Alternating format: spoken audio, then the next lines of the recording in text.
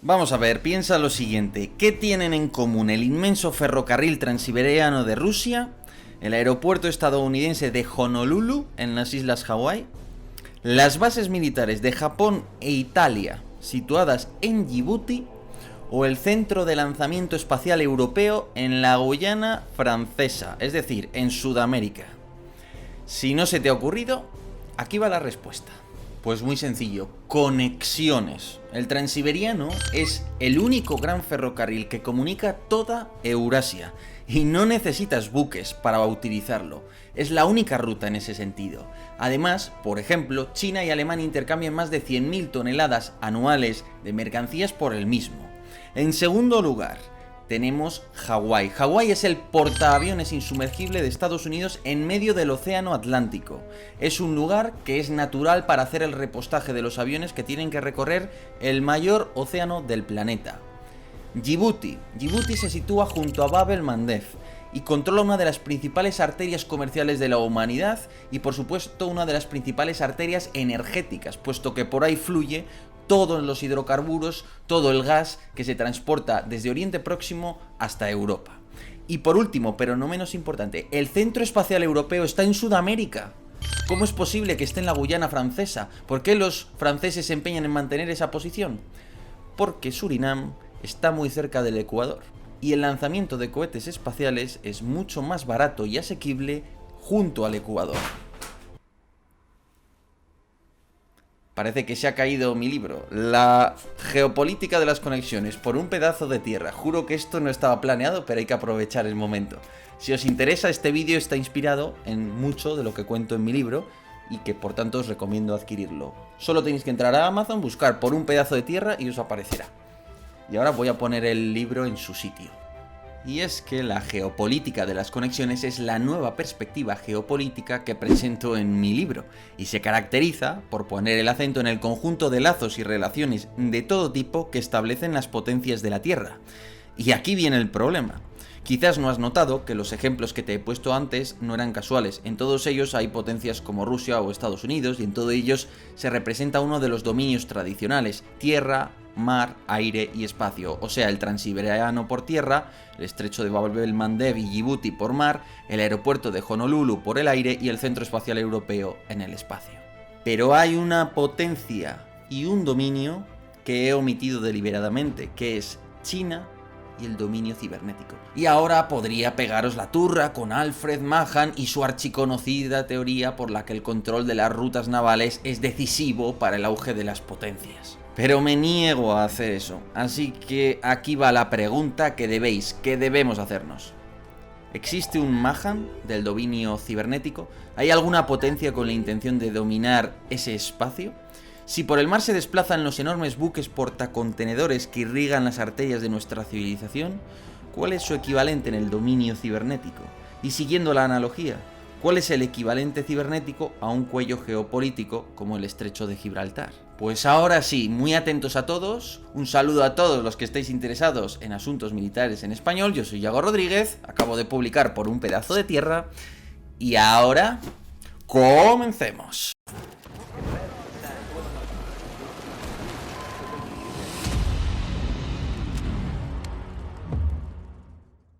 Año 2013. Xi Jinping ha llegado al poder y se ha proclamado emperador del Imperio del Centro, de China, de la potencia milenaria más antigua que conoce la humanidad. Y Xi llega en el momento álgido del poder chino, es decir, antes de que estallara la crisis demográfica y cuando el crecimiento económico era exuberante. Pero a la vez, la industria tecnológica china ya había despegado y ya no se basaba solo en producir baratijas. Y es entonces, en 2013, cuando Xi Jinping hace referencia a los 3 factores de producción de la economía clásica, ya sabéis, tierra, trabajo y capital. Hasta aquí todo normal. Pero entonces, Xi Jinping añade un cuarto factor: los datos, la información. Fijaros lo que nos estaba diciendo Xi Jinping.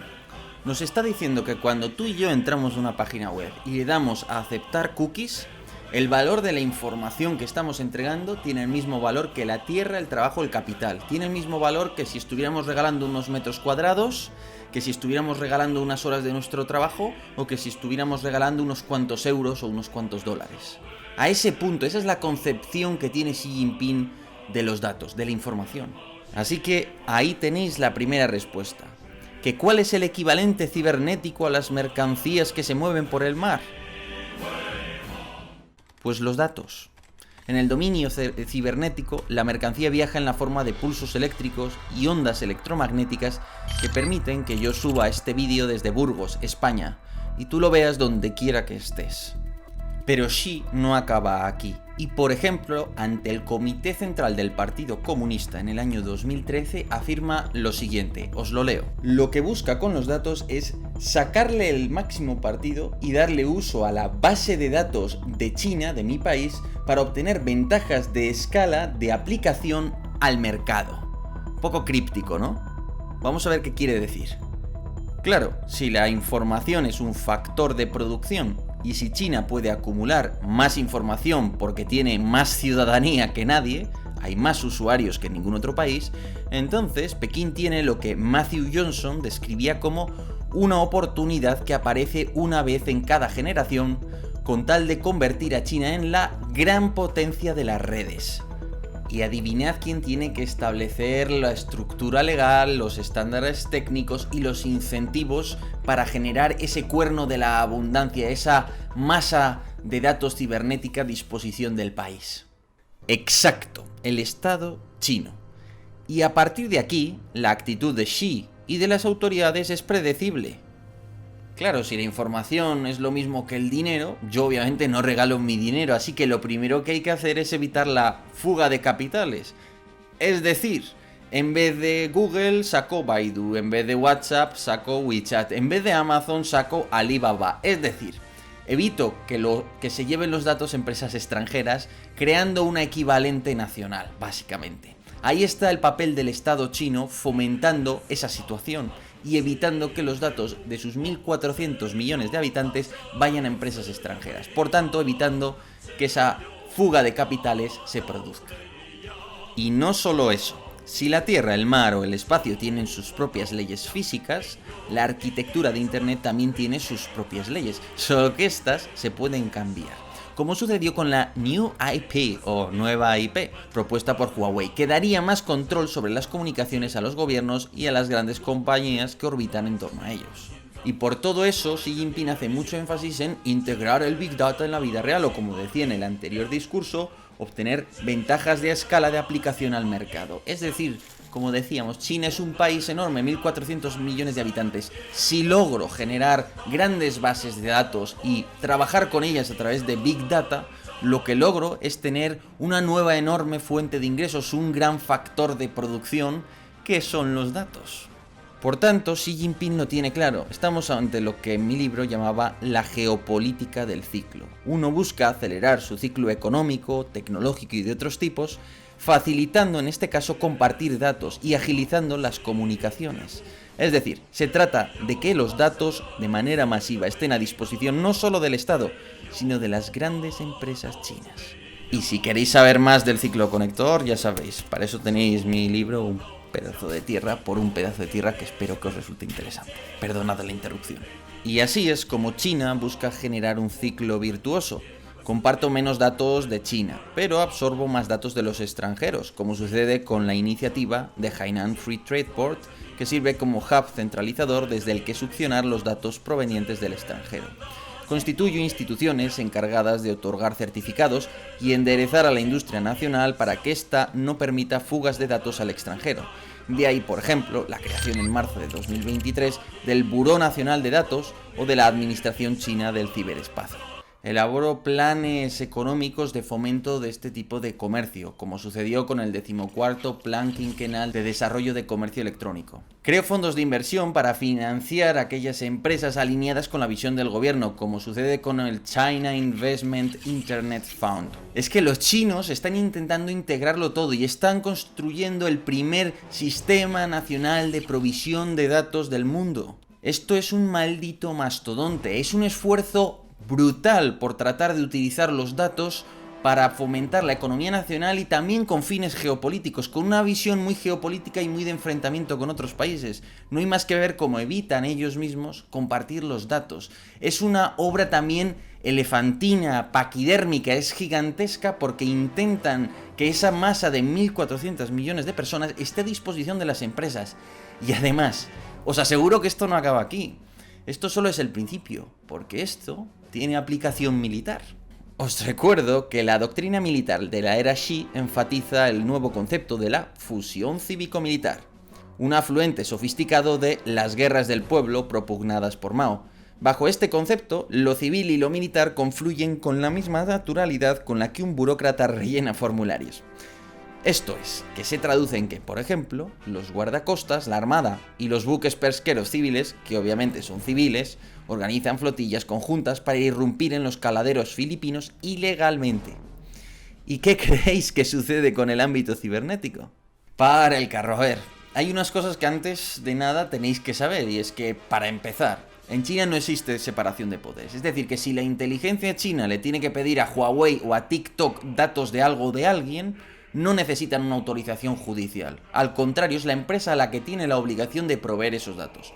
Segundo, los chinos recientemente han flexibilizado, han hecho aún más vaporoso, menos concreto, el concepto de seguridad nacional. Con lo que, justificando ese concepto, pueden pedir prácticamente cualquier cosa. Además, por si no lo sabéis, en cualquier fábrica o empresa china a partir de cierto tamaño tienen que tener una oficina del Partido Comunista para que haga de enlace con el partido, y el jefe de esa oficina tiene poderes dentro de la empresa y tiene poderes de inspección. En definitiva, que es una fina línea la que los separa, y si los servicios de inteligencia o las fuerzas armadas necesitan el apoyo de sus empresas, no tienen más que pedirlo y estas van a estar forzadas a proveerlo. De hecho, Vodafone denunció cómo en sus nodos de fibra óptica en Italia o en los routers personales en ese mismo país habían encontrado numerosos backdoors, que se traduce como puertas traseras. Esto es código malicioso creado deliberadamente para facilitar el acceso en secreto a un dispositivo o infraestructura cibernética. ¿Y por qué introduciría una empresa esta clase de puertas traseras? Bueno, pues no es muy difícil imaginarse la mano negra de algún tipo de servicio de inteligencia que busca, llegado el caso, aprovechar ese tipo de puertas traseras para colarse. Entonces, como os decía antes, por último y más importante, China trata de construir enormes bases de datos accesibles a sus empresas para que éstas sean quienes exploten el Big Data tal y como lo concibe Xi Jinping. El mejor ejemplo es el del Google de la biotecnología, la empresa BGI Group, a la que se le ha encomendado la gestión de, atentos a esto, el Banco Genético Nacional de China, una gigantesca base de datos genéticos de 1.400 millones de chinos. Y ahora que la inteligencia artificial más general empieza a alcanzar su madurez, imaginad lo que supone tener 1.400 millones de personas dándote datos. Puedes encontrar patrones ocultos que antes no detectabas, de fallos genéticos, de enfermedades, de mil y una cosas. Y eso para la industria farmacéutica, para el sector del I+D chino, pues supone un impulso tremendo. Es como si en la industria de defensa tu propia industria pudiera acceder a una base de datos donde tienes datos de parámetros de lanzamiento de toda clase de misiles a la hora de tú fabricar y diseñar proyectiles o misiles. Es que te facilita el trabajo y puedes dar con cosas con las que no te habías dado cuenta hasta ese momento. Esa es la clave, esa es la economía de escala y el Big Data de los que habla Xi Jinping. Y la cosa no acaba aquí. China tiene su propio astillero cibernético en la ciudad de la electrónica de Shenzhen, donde se diseñan y producen dispositivos que se exportan a medio mundo. Los chinos, además, han liderado la introducción de la alta velocidad cibernética, el equivalente al tren bala de las telecomunicaciones, las redes 5G y muy pronto las 6G, y todo ello de la mano de Huawei. Es más, incluso lideran la construcción de las arterias cibernéticas de la humanidad, los cables submarinos, ya que los principales que conectan a China con Europa, los cables más largos del mundo, son los Simewee, de los que el Simewee 5 es el exponente más importante y que son construidos principalmente por China. Fijaros, por ejemplo, en este mapa de mi libro donde se ven los distintos y principales estrechos de la red de cables submarinos del mundo. Coinciden en muchos casos con los estrechos navales, pero no siempre, son algo distintos. En fin, que es la geopolítica de las conexiones, por así decirlo, como lo intentaba definir en mi libro, aplicada por China. Una idea geopolítica muy tradicional, que está ligada pues a toda esa idea fundamental, yo creo, de las rutas navales, pero que en este caso pues intento llevarla un paso más allá, hablando de cosas más modernas, intentando que ya no solo sean las rutas navales, sino que se conecte con todos los demás tipos de conexiones, que son muchas, ¿no? Pero me parece que es interesante el caso de China y cómo aplica esto de los datos para ver la vertiente geopolítica de eso y para entender cómo se conecta con las ideas que yo creo que planteo en el libro y que os pueden resultar interesantes. Así que espero que hayáis entendido bien cómo juega China, cómo tienen una visión tan a largo plazo, y por lo demás, como siempre, os invito a adquirir el libro por un pedazo de tierra. Es que incluso al tocarlo simula, recuerda un poco a la tierra, tiene esa textura a la portada. Bueno, es una bobada, ¿no? Pero si os interesa, es un libro con enjundia, creo yo, al margen de que sea criticable, por supuesto, ¿no? Por lo que fuere. Pero bueno, creo que es una obra que os puede resultar interesante. Así que la tenéis en Amazon por un pedazo de tierra. Os invito a adquirirla. Por lo demás, como siempre, muchísimas gracias a todos por estar ahí. Y hasta otra.